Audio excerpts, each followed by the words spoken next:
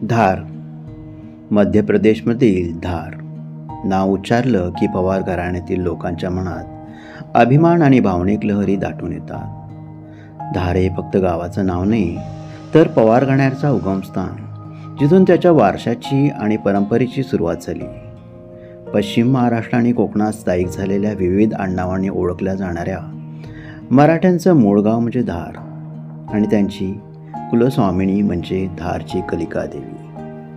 आम्ही धारचे धार पवार असं म्हणताना त्यांचा आवाज अभिमानानं भरून येतो. धारच्या या पवार घराण्यानं काळानुसार आपली आडनावं बदलली असली तरी त्यांच्या रक्तात आणि मनात धारची ओळख कायम जिवंत आहे. कोकणातलं सावंत घराणंही मूळचं धार पवारच. मंदारच्या आईंना आणि मंदारलाही धारला भेट द्यायची इच्छा अनेक दिवसापासून होतीच. त्यातच स्वातीचं माहेरचं आडनाव देसाई, तीही धार पवार घराण्याशी जोडलेली आहे हे काही दिवसापूर्वी तिच्या एका काकांकडून तिला समजलं. त्यामुळं धारला जाणं आणि कुलस्वामिनी कलिका देवीचं दर्शन घेणं ही या सर्वांच्या दृष्टीनं खूप महत्त्वाची गोष्ट. धारला जाताना हे दरवाजे, किल्ल्याचे दरवाजे, इतिहासाने समृद्ध अशा धारच्या वैभवशाली भूतकाळाची साक्ष देतात. धार हे शहर एकेकाळी मालवा प्रदेशातील महत्त्वाचं ठिकाण. त्याला संरक्षण देण्यासाठी भव्य तटबंदी आणि मजबूत दरवाजांची रचना करण्यात आली होती. डाव्या बाजूला अस्पष्ट दिसते धुक्यातून ती 7 कोठरी. धार शहराजवळील एक ऐतिहासिक आणि गूढ स्थळ, ज्याचा संबंध धारच्या प्राचीन राजवटीशी आहे. 7 कोठरी म्हणजे जमिनीखालील बांधकाम किंवा खडकात खोदलेल्या खोल कोठऱ्या, ज्या मुख्यतः पाण्याचा साठा, गुप्त ठिकाण आणि संरक्षणासाठी वापरल्या जात असत. बाजूला दिसतोय तो देवीसागर तलाव. अंधारात स्पष्ट दिसत नाही. उद्या सकाळी तो आपण परत पाहणार आहोत. हा तलाव धारच्या राजवटीत उभारण्यात आला. धारच्या शासकाने शहराच्या पाणीपुरवठ्याची गरज ओळखून अशा तलावाची उभारणी केली होती.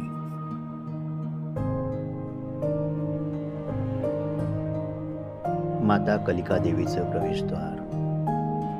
वर जाण्यासाठी 160 पायऱ्या चढायच्या आहेत. आता 6:40 झालेत. 7 वाजता संध्याकाळची आरती.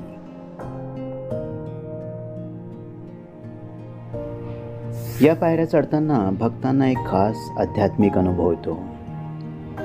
पायऱ्यांची रचना प्राचीन पद्धतीची असली तरी आता तिचं नूतनीकरण झालंय.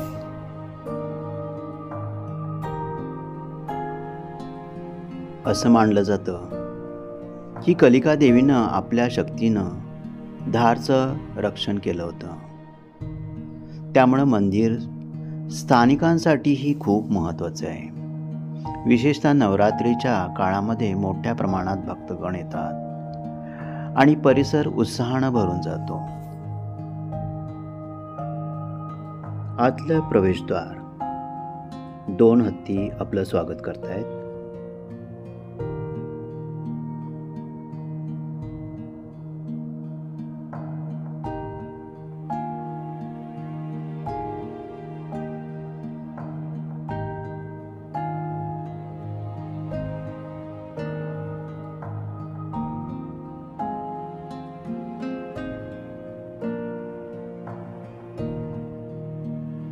संध्याकाळच्या 7च्या आरतीची तयारी. मंदिराच्या आतल्या भागाचं शूटिंग करायला परवानगी नाही, त्यामुळे मी प्रदक्षिणाच्या मार्गाचं शूटिंग करतोय. ढोल, डमरू आणि झांज यांच्या आवाजात आरती केली जाते. आरतीच्या वेळेला थोडीशीच गर्दी होती, पण प्रसन्नता होती. त्यात एका पुरुषाच्या आणि बाईच्या अंगात येण्याचा प्रकार घडला. ज्यांना ह्या गोष्टी माहीत आहेत त्यांना त्याचं काही वाटणार नाही, पण किमूला हा प्रकार नवीनच होता. हे सारं जरी असलं तरी वातावरण आध्यात्मिक आणि या वातावरणात एक शक्ती आहे हे सतत जाणवत होतं.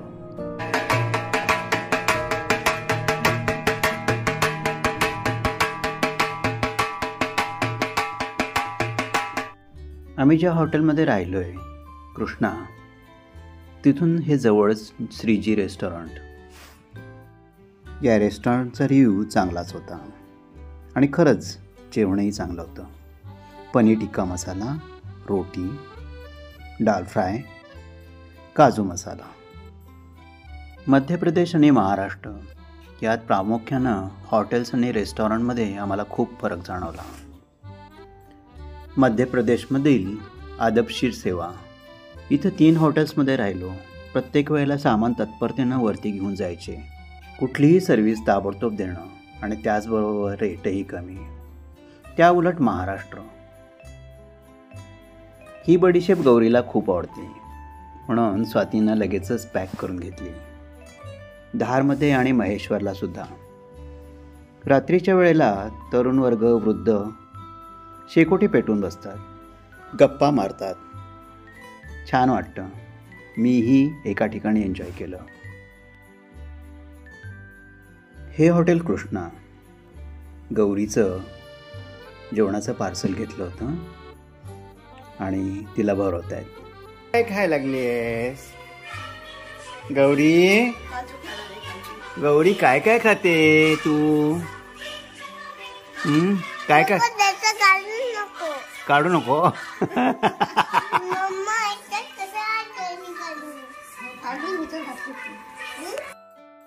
ही दुसरी रूम आहे. पण जास्त वेळ गौरी, किमू, नानी बरोबरच असतात आणि कधीकधी अदितीही.